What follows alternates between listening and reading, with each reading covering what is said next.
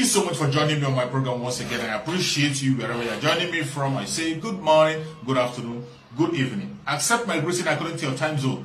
If you have not subscribed to my channel, please kindly subscribe to my channel. Click the notification bell so that you'll be notified each time I upload a video. You can be among the first to receive it. Then go to the comment section at all times. Leave your comment, drop your contribution. If you have suggestions, make it out there. If you have any criticism, put it down on the comment section. It will make us to get better, presenting you a better program. Political tension in that state, but now attention is to Imo State.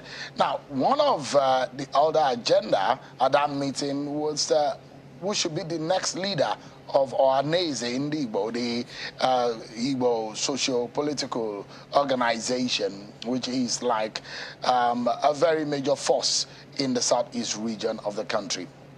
Tonight, let's speak with an elder statesman and one of the elders at that meeting today, Chief Emmanuel Nwanyawu. He joins us live from Owerri, Imo State capital. Thank you so much, Chief Nwanyawu, for joining us tonight. Before we get into the agenda of the meetings that you had today and some of the recommendations that were presented for the political elite in Imo State, there was something that caused some kind of furore the last time you were in Anambra State, and we saw some responses, and one was not quite sure what your intentions really were about what you said about the Yoruba people. But now that you're speaking on the national television, you have the opportunity to be able to clear the air and say exactly what you meant, and your statement exactly what your intentions and what you meant to say. Well, Shehu, thank you very much. I want first of all to say I'm very happy and grateful to you for this wonderful opportunity. Please convey my deep appreciation to your chairman, the managing director, and all your staff. I am a regular student of Channel Television. It's like a university where we learn a lot of things every day. You have done so much. Without people like you, like AIT, like Arise, I don't know what will happen to our democracy. I am very proud of Channel Television. Your staff is very sound. Thank you very much. Thank you so much. Now, we appreciate it. Yes, you mentioned it, my statement at Oka. At Oka, I was invited to chairman the ceremony. And of course, I made a statement. What I said, at that particular point, there was a lot of trouble. I'm the chairman of Council of Elders of Ohaneze and Ndigbo. I had a lot of people from all over the world expressing concern about the way the hostilities against Igbos in Nigeria. If you remember, we have suffered in 1966 and 1967. In 1966, military men carried out a coup. They didn't involve, Igbos were not involved. Now, that coup resulted in a mass slaughter of Igbos, a program against Igbos. And people alleged that Igbos carried out the coup. And eventually, there was civil war. The outcome is very clear to Nigerians. So we suffered a loss. The truth is that even that coup did not succeed. It was stopped by General Agi Ironsi, who is an Igbo man. At that time, Ironsi was the person, the boss, the head of Nigerian army. He used his position to stop the coup. He stopped the coup and then told the politicians who were literally worried and then fighting. The politicians willingly handed over powers to Ironsi. Ironsi was not part of the coup, as is very roughly mentioned in some places. Many people told some children in some parts of this country are told by their parents that the coup was planned by Igbos or by Ironsi or by... It is not true. Ironsi was a good soldier who defended democracy. He defended the democracy. He stopped the coup purpose for fulfilling. But what happened at last? Hiroshima was killed. And the Igbos were forced to go into a civil war. By 1970, when the war ended, no victor, no vanquished, we had the richest Igbo man had 20 pounds. Our people worked very hard, moved to all parts of Nigeria, and we are very grateful to those Nigerians. Many Nigerians supported us. Many Nigerians came to us and supported us, and Igbos, within that period, have started building businesses all over the country. I can tell you, in 36 states of Nigeria and Abuja, I think Igbos, after the indigenous, Igbos are probably the largest number of people with investments, with businesses. We live peacefully. We don't appropriate people's land. If we want people's land, we negotiate and buy. We pay taxes. We tell our people live peacefully, and they prosper. When they do what they prosper. And then when they prosper, people start feeling bad about them. People who had 20 pounds then today have become prosperous. Now, Lagos, for example. Lagos, our relationship with Lagos started before 1914, when Nigeria was amalgamated. Right from the time for colony of Lagos, Igbos were in Lagos. Then, of course, when Nigeria amalgamated, and after independence, we had a constitution which shows that every Nigerian can move to any part of the country, live in that country, that part, in happiness and peace, and do business. And Igbos went in obedience to in obedience to our constitution. Went to Lagos. When we went to Lagos, they didn't take anybody's land. They didn't forcefully acquire any property. They bought land. They built in those places. They developed them. And of course, even Igbos who buy land in America or buy land in London, nobody can tell them to pack away, that the land is not their own any longer. But we are shocked to hear that even in Lagos here, our country, people are hostile Igbos. People on election day were beating Igbos. The truth is that the phenomenon of P2B, Igbos actually didn't bring up P2B for the election. Igbos didn't, P2B actually came out, and Igbos were told that this time is their turn, that this presidency is zoned to southeast. So Igbos believe it's their turn, because when you look at the past presidential president of the country, since 1999, Igbos are the only major tribe that have not had any opportunity. And don't forget that we, members, were proud champions substantially the freedom we have.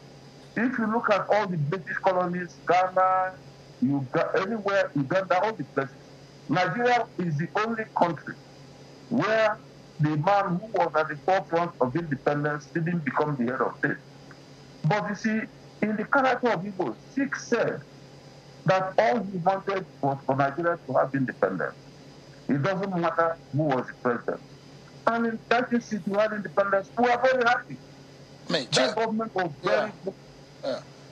Chief, a lot of us who are students of history might not easily forget those things that have happened, and perhaps painfully, when these rhetorics of religion and ethnic politics begin to rear its ugly head, it's very painful. But then elections are over. What would you suggest now? Because those who are saying reconciliation and healing, because this is really not the major target of our conversation tonight. But quickly, if you may touch on the fact that how do we achieve reconciliation and healing since the elections are over? Now, it is very easy. It depends on the state of mind of the leader. Everything depends on leadership. Take, for example, what happened in Lagos. When I spoke in Oka, I didn't say Yorubas are political bastards. I never said it. I made it clear. I spoke Channel was there, Arise was there, I think AS was there. I made it clear, I was telling our people because they were very worried about their investments in Lagos. Most of them were thinking of leaving Lagos. Most of them are fearing that they will be killed. Even some of them say their children are afraid to go to school because they are being threatened their Igbos. They even say that no Igbos are. So I, as a leader, that was the problem I have. I told our people that, look, I have been in touch with many Yorubas. I am very close to Yorubas. Even in my business, my business, I have a Yoruba director who works in my company. And I have very close, I told them, I have a lot of relationships with even my own daughter. My daughter, one of my best daughters, is married there. I have 4 children there. So I told them not to worry, that we have no problem with Yorubas at all. But that those who are causing all this are political rascals. I didn't say Yorubas. I am shocked sharing that a man, a Nigerian, will go and cut off my statement and join where I said Yorubas are not at war with us. He cut off that, said Yorubas are, then he don't join political rascals. If you read what they circulated all over the world, they said I didn't say that. I didn't say Yorubas are political rascals. I said that those who are beating them up, they shouldn't bother. They should stay in Lagos. They are political rascals. If anybody can go to this is very bad. So if you're a political leader, you must avoid this situation. For example, even the government. So what I'm saying is, that thing was fake. I didn't say that. Somebody went and joined a speech, I don't know how they did it.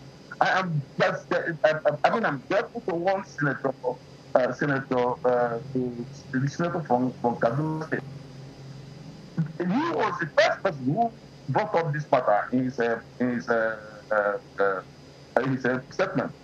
He says that if you listen to the speech after Yorubas you will see some sound. That means they do the speech somewhere. Chief, let me come to what happened today quickly in Owerri. It does look like the idea of zoning is already crapped his head also in the politics of Imo State. Where did you guys agree? And when I say guys, I mean the elders and the political elite. It does look like you now have a document, a manner in which you want the people of Imo State to go in power rotation. Where do you think the people of Imo State should look for or to next? Now, you see, zoning as we are in Imo. Imo believe in zoning, not only at state level, but at national level. Even in our culture as Igbos, Igbos are Republicans, but in our culture, even in the village, we like to do things by zoning. We don't want a situation where one to grab everything. We want things to be done by zoning so that everybody will have a sense of belonging, will feel happy. And it's our culture. So this zoning is not new. It started back, in fact, I started then I was in politics. I have designed for politics. I'm no more in politics. As I started this zoning in 1990, and it was that zoning that brought the first governor in 1993 to power. Then it was the same zoning that brought the second governor in 1999 to power. But along the line, many politicians then, destroyed it. So what happened is a very important thing that can bring stability. Because you see, zoning will bring stability. It will create a sense of belonging so that every part of Imo State will have 3 zones. So that no one zone will take advantage and then take up the soil. So in the scheme of things now, Chief in the scheme of things now, Okigwe, Olu, and Owerri, those are the 3, isn't it? Yeah. Where did you propose that the power should go next? No, the power already, Olu is the governor is from Olu. And then, it's 2 terms to every group. And Olu has benefited so much. So it was the view of everybody since Olu has already spent 4 years. If Olu cannot complete the 4 years, then it means the next group can come. Owerri is the zone that has actually not done much. Owerri was the first zone that got the governorship in 1993 when Chief Evan Enwere was elected. That government was removed by Senator Abacha. So eventually, in 1999, because of the voting principle, we moved it to Oluzo. So Oluzo produced a governor in 1999. And somebody from Olati then was spent 2 terms, 8 years. Then after that, then we moved it to Okigwe. Okigwe or Hakim became governor and spent 4 years. Now, Rochas Okrocha then took over after Hakim has spent 4 years. Then Ogo again spent under Rochas Okrocha, they spent 8 years. Now, after Rochas Okrocha, then Owerri, Metahedoha, came into the office, but you know his tenure was short-lived. Then he spent only about 6 months or about 6 months thereabout. And then Koku Zadema came. Koku Zadema had been there now for about 3 years. So he'll be completing his first tenure by November. And it is the belief of everybody that there is no sense giving it to all, since Olu has spent 4 years, and they have already done it in the past. So the best thing now is let them do only 4 years and give up and hand over to Owerri zone. Owerri is a zone that has not actually done much. Owerri zone is the zone that has done only 1 year under Warren, and then under Meteor has a case about 6 months. So in effect, Owerri zone is a zone that so basically, So I mean, so let me quickly jump in, and perhaps let's wrap up quickly on this note. You are also being suggested to be the next President General of Ohaneze. Have you accepted? And how? I mean, what are you thinking about this? Just in about 30 seconds, if you may intervene on this. Well, the truth about it, the point, you know, at first I rejected it. My wife rejected it, my daughter, my daughter rejected it, and all my children. But you see, I had a pressure from all Igbos. This is the first time I have seen Igbos, I mean, not struggling over, everybody was begging me. To me, I was humbled by the way Igbos appealed to me. Igbos have never appealed to anybody to take opposition because Igbos know them to struggle opposition. But for the first time, every leader, all the various groups, both in Nigeria and abroad, they appealed to me, so I changed my mind. I have accepted now to take up the position, and then of course, and I'm praying God Almighty to be with me. All right. So today, the Imo people have unanimously accepted me, and today they presented me to the governor of Imo State. Ohaneze is going to summon Imo B meeting. At the Imo B meeting, the final decision will be taken, and after that, then I'll take up the job. But for me, you know, I'm the chairman of Council of Elders, so it's not a new thing, not a new terrain for me. All right. I'm already as and Igbos too have been very. They appreciate all my services. I have served Igbos in times of war and in times of peace. And in fact, I am the only person who have been honored by the whole 7 states in Igbo land. 7 states in Igbo land and gave me traditional title, which is which is the title for Igbos. They made it clear that even if I die, the title will not go to my children. It will go to whoever Igbos decide, to give it. So I think I feel very grateful to Igbos. Just like Nigeria. Yeah. I must sincerely thank you. Yeah, so we are out of time, but I must sincerely thank you. I want to wish you well. I want to wish the people of Imo State well, and the entire Igbo people in this country and abroad. I want to wish them well, and wherever they may be watching tonight. Thank you so much indeed, and it's good to see you, Chief Emmanuel Nwayawu, one of the leaders of the Imo Elders Council, and of course a leader of the Igbo, one of the leaders of Igbo land in Nigeria. Thank you so much indeed for your time tonight. I appreciate it. Thank you, sir. I'm very grateful. Thank you so much. Appreciate it. I'm very grateful.